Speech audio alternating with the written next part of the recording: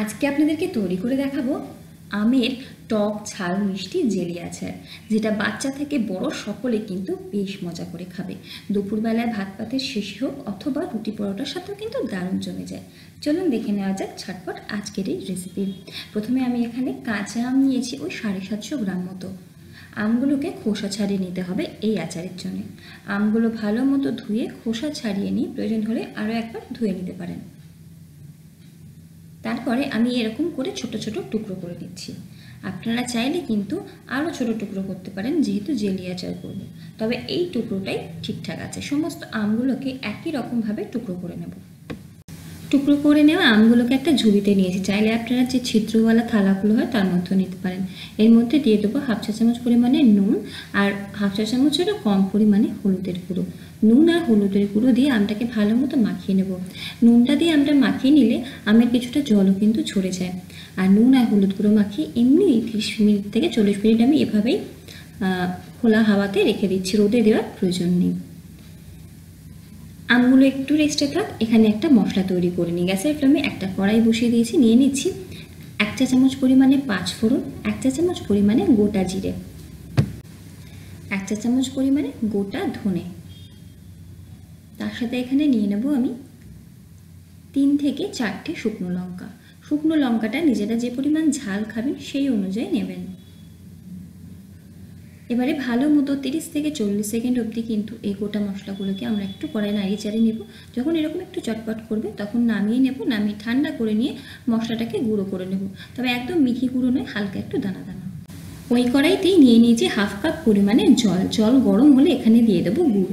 750 গ্রাম আমের জন্য আমি কিন্তু ওই সম পরিমাণ গুড় ব্যবহার করছি।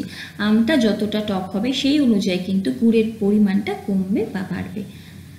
ভালো মতো গুড় আর জলটাকে মিশিয়ে নিয়ে যখন একটা ফুট আসবে তখন আমি এটাকে একটুখানি ছেঁকে নেব।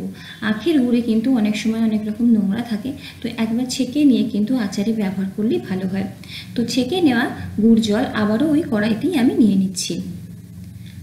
এই গুড়টা যখন একটু ফুটে উঠবে এর মধ্যে দিয়ে দেবো নুন হলুদ দিয়ে মাখিয়ে রাখা আমের টুকরোগুলো। গ্যাসের ফ্লেমটা এই সময় আমি মিডিয়ামে করে রেখেছি। মিডিয়াম ফ্লেমেই কিন্তু এই সময় রেখে দিতে হবে। যখন ভালো মতো সমস্ত কিছু আবারও ফুটতে শুরু করবে তখন একটু ঢাকা দিয়ে দিয়ে কিন্তু আমরা রান্না করব এই আচারটাকে। তাহলে কি হবে, গুড়টা বা গুড়ের যে জলটা খুব তাড়াতাড়ি ঘন হয়ে যেতে পারবে না। এই সময় গ্যাসের ফ্লেমটাকে মিডিয়ামে রেখে দিয়েছি আর 1 থেকে 2 বার ঢাকনা খুলে মাঝে মাঝে কিন্তু নাড়াচাড়া করে দিয়েছি। এই সময় দেখুন আমগুলো কিন্তু সেদ্ধ হয়ে গেছে। এবার আর ঢাকনা দেওয়ার দরকার নেই। গ্যাসের কড়াই ঢাকনা খুলেই রান্না করতে হবে বেশ কিছুক্ষণ মিডিয়াম ফ্লেমে। তারপরে গ্যাসের ফ্লেমটাকে এই সময় লোতে করে দিয়ে দেবো আমি পরিমাণ মতো নুন। আমি এখানে বিট নুনের ব্যবহার করছি শুধুমাত্র 1 চা চামচ পরিমাণে। আপনারা নর্মাল নুন আর বিট নুন মিশিয়েও ব্যবহার করতে পারেন। দিয়ে দেবো 1 চা চামচ পরিমাণে লাল লঙ্কার গুঁড়ো। এটা অপশনাল, যদি মনে হয় ঝাল করবেন আর একটু বেশি সেক্ষেত্রে একটু শুকনো লঙ্কার ব্যবহার করতে পারেন। আর যে ভাজা মশলাটা করলাম সেটা এখানে দিয়ে দিচ্ছি। ভাজা মশলাটা নিজেদের পছন্দ অনুযায়ী দেবেন। আমি কিন্তু বেশ উঁচু উঁচু 1.5 চামচ মতো দিচ্ছি। যদি মনে হয় আরও একটু ফ্লেভার চাই, একটু টেস্ট করে দেখে নেবেন, তাহলে কিন্তু আরও একটু মশলা অ্যাড করে দিতে পারেন। ভালো মতো সমস্ত কিছুকে মিশিয়ে নিয়ে এই সময় গ্যাসের ফ্লেমটা মিডিয়াম টু লোতে রেখে দিয়েবো। যতক্ষণ না এইরকম ঘন হচ্ছে আস্তে আস্তে দেখবো কালারটা কিন্তু এরকম একদম চেঞ্জ হয়ে গেছে। আমগুলো কিন্তু ভালো মতো সমস্ত কিছুর সাথে মশলার সাথে মিশে গেছে। আচার আমাদের প্রায় কমপ্লিট হয়ে গেছে। সব শেষে এখানে দেবো 1 চামচ ভিনিগার। ভিনিগার দিলে আচারটা কিন্তু অনেক দিন অবধি ভালো থাকে, ফ্রিজে রাখার দরকার পড়ে না। একদিন রাখার দরকারই পড়বে না, কারণ বাড়ির কেউ রাখতেই দেবে না, খুব তাড়াতাড়ি দেখবেন শেষ হয়ে গেছে। তো ভিনিগার দিয়ে ভালো মতো মিশিয়ে নিয়ে আমি গ্যাসের ফ্লেমটাকে কিন্তু বন্ধ করে দেবো।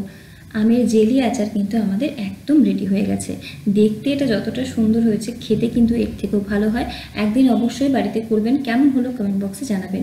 ভিডিওটা ভালো লাগলে অনুরোধ থাকবে লাইক করার, আর চ্যানেলে নতুন বন্ধু হলে অবশ্যই চ্যানেলটিকে সাবস্ক্রাইব করে পাশের বেল আইকনটা প্রেস করবেন, যাতে যখন আমি ভিডিও আপলোড করবো নোটিফিকেশনটা আপনাদের কাছে পৌঁছবে।